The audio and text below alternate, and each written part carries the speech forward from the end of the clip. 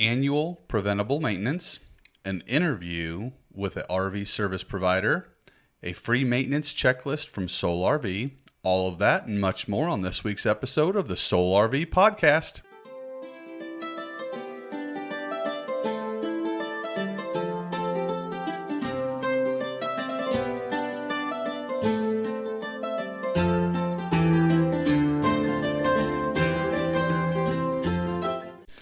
Hello, everybody, and welcome to episode 12 of the SOWLE RV podcast. I am Mark. And I am Angie with SOWLE RV. Last week we discussed the emotional side of RV camping. Well, if you don't want your RV to become a very sad emotion, you better make sure you understand the importance of keeping up on maintenance on your RV all year round. That is exactly what we're discussing today, and starting off with annual preventable maintenance. One of the big things that I always do is draining the hot water heater, taking care of it. Be sure to check the anode rod inside the tank. That'll be at the bottom of your hot water heater tank for those of you with steel tanks. If it's an aluminum tank, it won't have this rod because they don't corrode the same manner, so they don't use the anode rod. That anode rod usually lasts about 1 to 2 years depending on the water conditions and how corroded it gets. As I said, it's installed at the bottom. It is the drain point on the hot water heater as well. When you drain that water out, a lot of the times you'll see sediment in the bottom of the tank. You want to get that flushed out of there. When reinstalling that anode rod, it is extremely helpful to apply Teflon tape to the threads to keep those from corroding. It also helps you get it out in the springtime or in the fall when you are taking it out to winterize. Wherever your fresh water system comes into the unit, there's usually a water strainer in line. This will pick up large debris, sediments that are in a line or in a hose before it gets into your water system. You want to make sure and take that sediment bowl off and clean that out. You also want to make sure that in the fall when you winterize that you check this bowl and make sure it doesn't have any water left in it. If you'll have something happen like I did and not know that that was inside there and got everything flushed out and didn't realize that with air one year that it wouldn't flush that out and left the water in the bowl, and it ended up cracking that bowl and causing a water leak. So just double check that. One big thing is roof inspection, which we'll go over probably a couple times today. Always check the seams on the roof of your camper, all the way from the roof all the way down to your side skirts. If you see any kind of weather stripping or seals that are leaking or cracked, go ahead and reseal those and give them a good new coat of caulking to take care of those issues. One big thing that you always want to do is inspect your tires. This is something that you need to do every time you're going out. Double check the tire pressure, make sure that there's no uneven wear patterns on the tires themselves. If there is, find out why it is doing it. Don't just keep going and think it's not a big deal. Tire issues are a big cause of damage to RVs and the vehicles that tow them, so just keep a good eye on those and you'll be safe. If you're like me, I seem to get a couple years out of our batteries in the RVs and motorhomes. Generally it's just because they're not used enough, so they tend to drain down, especially in the winter months if you allow them to become discharged. And keeping the batteries charged is crucial for battery lifespan. When a battery gets discharged, it will allow electrolytes to freeze at temperatures as low as 32 degrees. A fully charged battery will not freeze until it gets to temps below -30 to 50. Keeping the batteries fully charged is your best preventative maintenance, especially in the winter months, to keep them up. I've purchased a solar charger in order to keep our battery up on our motorhome year round. If you keep your RV stored at another location than at your home, you might want to remove your batteries and bring them home, keep them in an area with a battery tender to keep them up so you don't have to replace those every couple years. RV brakes, for most of us, we have no desire to tear apart our brake system on our campers, and that's okay. Most likely they are working fine, but that doesn't mean that you should not do preventative maintenance on them. If they work fine, what could be wrong? That is what we're going to talk about today. If your wheels have an excessive amount of black or brown dust on them, that's usually a sign of brake dust. This can be normal buildup over a longer period of time, but if it comes on all of a sudden, you're probably going to take it in for service. And if you're handy and want to do it yourself with a little elbow grease, that's fine. But on the backside of your axles, there's also wiring that goes into your electric brakes. This wiring is somewhat exposed and can be eaten by rodents. It can be caught by debris or a limb if you run over it. Make sure it's not damaged on the backside. While inspecting the brakes, take the time to make sure that you don't have any grease coming out of the back sides or the front of your axle hubs. While you have those wheels off and inspecting everything, you'll want to service those wheel bearings. That's always something that needs to be done. If you have a level surface and a bottle jack, you can lift the axle up off the ground, rotate your tires to make sure that the brakes aren't dragging in any way or that the wheel bearings aren't making any noise. This step should only be done after properly stabilizing the RV and chalking your wheels, so you don't get any unintended movement when you lift the vehicle off the ground.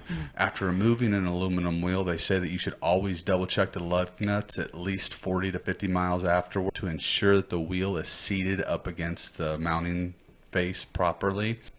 Another good maintenance tip is checking your holding tank levels. It is as easy as just pushing the button on your monitoring system. But what if the tank reads halfway full and it's empty? It happens to a lot of people. It does. It may be time to fill your tank with some additive to get your sensors clean.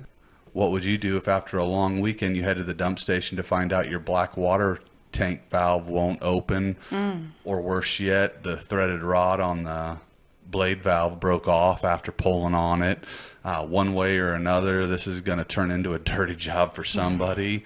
If you test these valves at the beginning of the season, you might prevent yourself from being in this situation. Keep in mind, no matter how well you think you flushed your black water tank, there's always a chance that you'll have residual elements left over. Residual elements. I love your wording. Trying to be nice there. No dirty talk. Never open your black water tank without having a container to catch any possible residuals. It's no matter how well you think you flushed it, that tank is not designed to get everything out. You really want to leave water in it and keep it soaking, and take it and dump it as soon as you get to the campground, and then put more water in it to keep everything breaking down. Any of those elements that stay in there over the winter time dry up and form a pretty crusty bottom to it, and can dry on sensors, and really hard to get it cleaned out. So make sure you flush them well, but also try and keep some water in them other than in the winter time. Make sure they're dry then. You don't want it freezing up. Moving on to your slide outs. You want to run them in and out, lubricating anything that the owner's manual calls for. Do not just spray any kind of lubricant on it. Make sure and refer back to that owner's manual, or call your local RV service. They will give you good tips on what to do there and to keep everything clean. Make sure that there's no debris on the tops of the slide outs or near the tracks, because this can cause a tear and a leak in the roof material itself. Make sure to condition the rubber seals on the sides and top of the slide outs with a product such as Aerospace 303. This will clean and condition those seals and keep the slide out running in and out and not sticking to the slide out. It works pretty well. I've used it for years. Having it slide in and out appropriately reduces the stress on the guide rails and all the equipment, so you'll have less failures. If you see a slide out is not seating against the RV correctly, it'd be a good time to go ahead and get that scheduled for an RV service appointment. It is time for TNT. Our TNT for this week is for those of you who may be looking for a great way to keep track of all of your RV maintenance in one place. You might want to consider RV Life's Maintain My RV package deal. The mobile-friendly membership includes access to Maintain My RV, premium features of RV Life, RV Safe GPS app, and the RV Trip Wizard. It works for all types of RVs, including motorhomes, pull trailers, and even motorcycles and boats. There is an easy-to-follow dashboard that lets you know what needs to be done and when. Within Maintain My RV, you can track your fuel consumption and cost based on your travels, your tow load, or your generator use. You can also track your expenses by category if you use your RV for business, or track maintenance costs if you want to see your RV's performance during a trip, a season, or throughout the lifetime of your RV. Additionally, you can track all of your documentation such as warranties and registration receipts, invoices, all other documents related to your RV. Best of all, you will receive automatic email alerts and reminders when it's time for any maintenance to be done on your RV. You can even upload your own documents and photos for record keeping with the 1 gigabyte of space that is provided. Check out RV Life Maintain My RV video on our podcast notes for episode 12 for more information. The link is provided in the podcast description. We want to welcome our guest to the SOWLE RV podcast today, and it is Steve from Olathe Ford RV in Gardner, Kansas. Welcome to the show, Steve. Thanks for having me. Well, thanks for coming. We'd like to thank you for taking the time out of your day of what I can only assume is a busy season with everybody trying to get their campers in to get them ready in the spring. We'd like to give this opportunity to discuss a little bit about yourself, your credentials. Maybe this would give our audience a little background as to why when I have RV questions, I trust your opinion and come to you. Sure. Well, I've been working on RVs since 2004. Trained as a technician. I got RVA certified in 2005, and have kept that certification going to date. I'm still an RVA certified technician. I started writing service in 2014, which is, I'm the guy at the counter who's answering the phone and talking to customers, and started running the department in 2017. So it's kind of my history. Mm-hmm.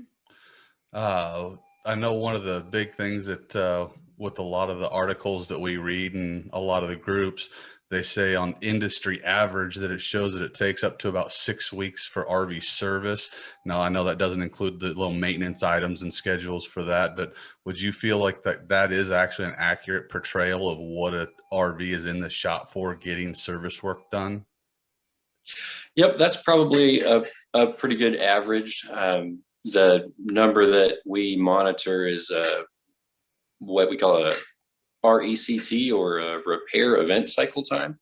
Okay. And that's basically from start to finish when an RV gets dropped off and when it gets picked up. And that's usually around 30 days, but those quick one-off stop-ins kind of skew that number lower. I think the average probably is somewhere around 6 weeks for a customer work order. Okay. And do you feel it's better for someone to do maintenance items themselves if they have the knowledge, or do you think that for a lot of those things, they really should have them brought in for service and take them to a shop that knows exactly what they're doing? Well, it depends on your skill level, I would say. But if someone's not 100% sure they know what they're doing, they should probably trust a professional. Right. Okay. If they do all the maintenance items on their own, winterizing, anything like that, does it void any kind of warranty, or can it hurt them in any way to do those items? Only if they do them wrong.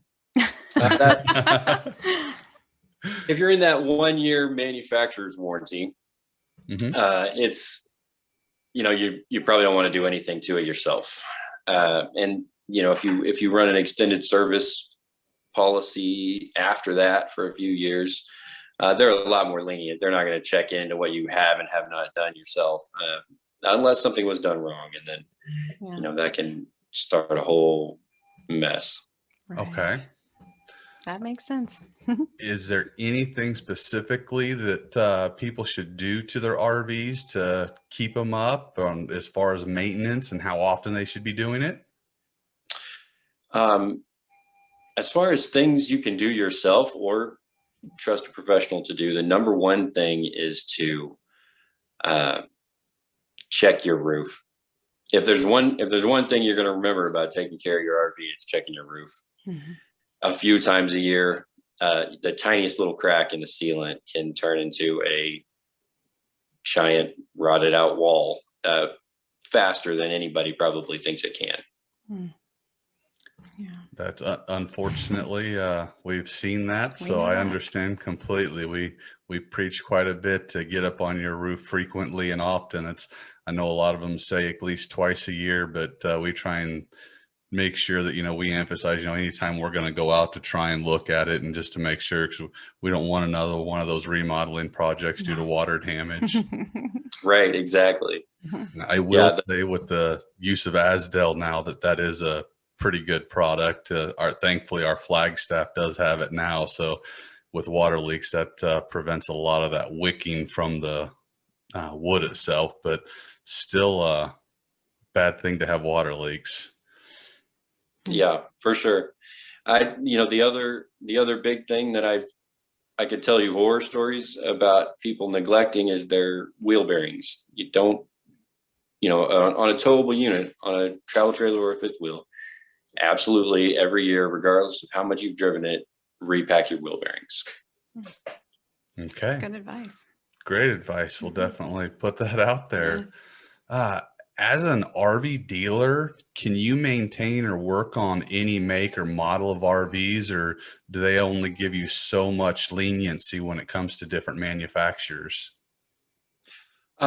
We can work on any make or model of RV. We can only do warranty work on the brands that we sell. That said, we have so much workload that it gets hard to work new people in sometimes. We're making new service appointments in April right now. So, and we pretty much always run with backlog like that, but we can work on any kind of RV. Well, congratulations on the backup of work. That's a good thing for you guys. Do you think that 2020 with the coronavirus, and I know that, is one of the leading sales years in the industry overall, everybody wanting to get out and camping picked up so much, did it impact your business on the service side and maintenance? And if so, how? It most definitely did. As a service department for a dealership, we are bound to prioritize getting the new units ready for customers. And when sales explodes the way it did in 2020, that kind of limits us in the shop on what we can do to get our existing customer service needs met. So that made our wait times longer. Though I think we did a pretty good job of managing to keep up with that. The other thing 2020 brought was a tremendous shortage in parts that they have yet to catch up on. I suppose the factories did the same thing, right? Air conditioners were going to new units first before they were being shipped out for warranty repairs, for example. So we had months of waiting for things that should have taken days. We're still waiting on some parts that were ordered for jobs this summer that we still don't have. And it's just a industry-wide problem of, I think, sourcing materials overseas and, just labor shortages in the factories, from COVID restrictions or whatever has kept them from being able to keep up. And, that just sort of trickles down.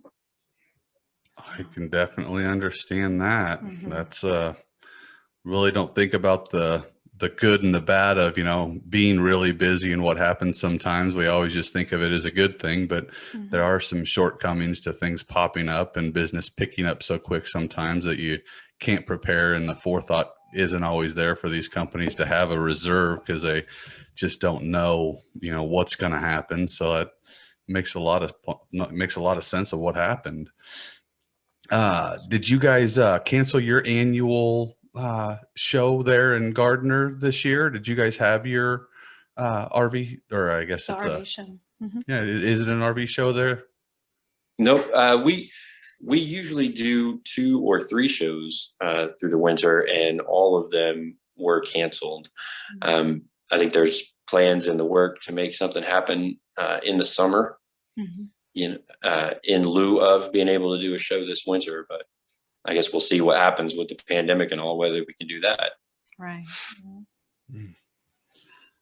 How about any funny stories? Do you have any funny stories to tell us about the RV world? I wish I had some funny ones. All too serious, huh? All too serious most of the time. Yeah. Do you camp yourself, Steve? I do. Have not had a chance to get out with the Winnebago this year. Re-COVID and all, but I've got a 1985 Winnebago, sort of a labor of love keeping her running. We get out a few weekends a year. Oh, glad to hear that you get to get out and enjoy. It's always good to know that someone giving you advice on what you love to do sometimes actually enjoys and partakes in some of that as well. So we would like to really thank you for taking the time out of your day to come and do this, and hope to speak to you soon. Sure. Thanks for having me. Thanks so much. You have a great day. And now it's time for SOWLE Facts and Current Events.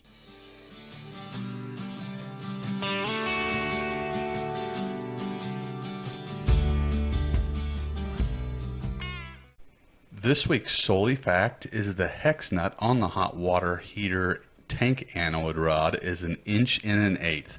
This is handy to know so you can keep the correct socket in your RV toolkit. Good idea. This week's SOWLE current event is that the Fleetwood Bounder is celebrating their 35th anniversary of the 33C Class A motorhome with an anniversary edition package in 2021.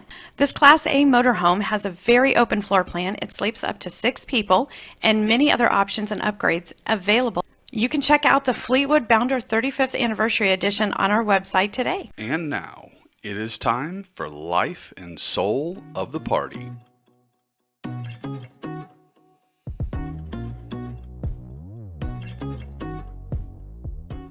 The life and soul of the party question for this week is a personal one for you all. Have you ever had equipment failure in your RV that required you to call a mobile service technician or take it into a repair facility?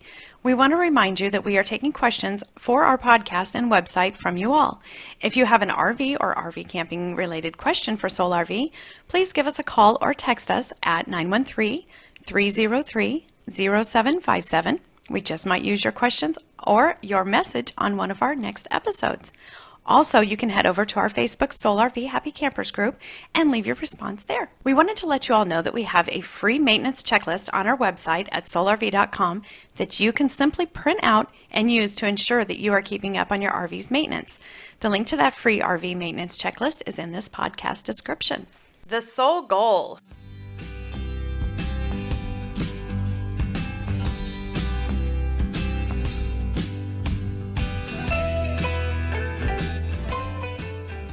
This week's segment of the SOWLE Goal is about flushing your hot water heater tank when it has calcium buildup and what not to do. If you have a Suburban hot water heater with a steel tank, it will have a metal anode rod designed to corrode in place of the tank corroding itself. Because of the corrosion and putting a flame to the tank, calcium sediments build up in the bottom of the tank. It's a good idea to flush these sediments out. Our Flagstaff trailer, it had a lot of sediment in the hot water heater when we got it. After pulling the anode rod out, I thought I could just flush it out by running water to the hot water heater. Unfortunately, this was not getting enough out, so I had the bright idea of putting the anode rod back in, just a couple of threads, let it build up some pressure and water, and then I would just let it blow out. What I didn't foresee was how much pressure could build up in that system. After allowing it to fill up for a minute or so, I started taking that anode rod back out. When I got a couple of threads out, it blew that anode rod about 10 to 15 feet past me, while I unintentionally got a complete shower. Needless to say, I was very fortunate I never had the hot water heater turned on, or else I would have gotten severely burned from that nice little experience. But I did learn a valuable lesson. what not to do when cleaning your hot water heater tank. Now, you do need to make sure that you get a round, soft bristle brush that you can put into the opening of that tank and allow water flow out normally. With that bristle brush that we'll add in the podcast description, you can actually insert this into the lower and move that material and get it freed up so it will drain on its own. That's a lot better to do than trying to torpedo that anode rod out by building up pressure. So it's definitely a lesson learned. For sure. Food for the soul.